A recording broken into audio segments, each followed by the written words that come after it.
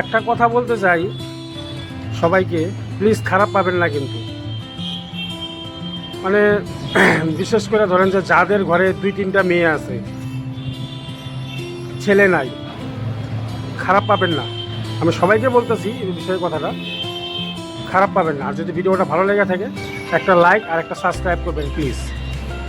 তো কিছু কিছু ঘরে এরকম আছে যে 2টা মেয়ে, তার ছেলে নাই।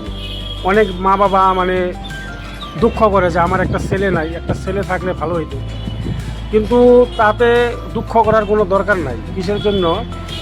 এই পৃথিবীতে এখন যেটা যুগ পড়ছে, আপনার হয়তো ছেলে নাও দেখতে পারে, ছেলেটা নাও দেখতে পারে, কিন্তু মেয়েটা আপনাকে 100% দেখবেই। মেয়ে বিয়া হওয়ার আগ মুহূর্ত পর্যন্ত মেয়ে তো দেখবেই। বিয়া হইয়া শ্বশুরবাড়ি চলে গেলেও বাবা মাকে জীবনে ফালাবে না। যত পর্যন্ত বাবা মা না মরে তার আগ মুহূর্ত পর্যন্ত মেয়ে কোনোদিন বাবা মাকে ফালাবে না।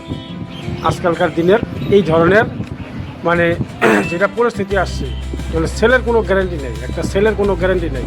ছেলেকে যত পর্যন্ত ছেলেটা মানে গ্র্যাজুয়েট না হবে সে পর্যন্ত বাবা মার খরচা দিয়ে তাকে পড়াশোনা করাবে।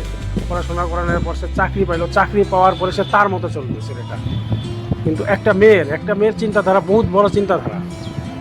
তাই আমি সবাইকে বলি যে বাড়িতে যদি কারো ঘরে 1-2টা মেয়ে থাকে বা 3টা মেয়ে থাকে, খারাপ পাবেন না। মেয়ে হলো এই পৃথিবীর লক্ষ্মী।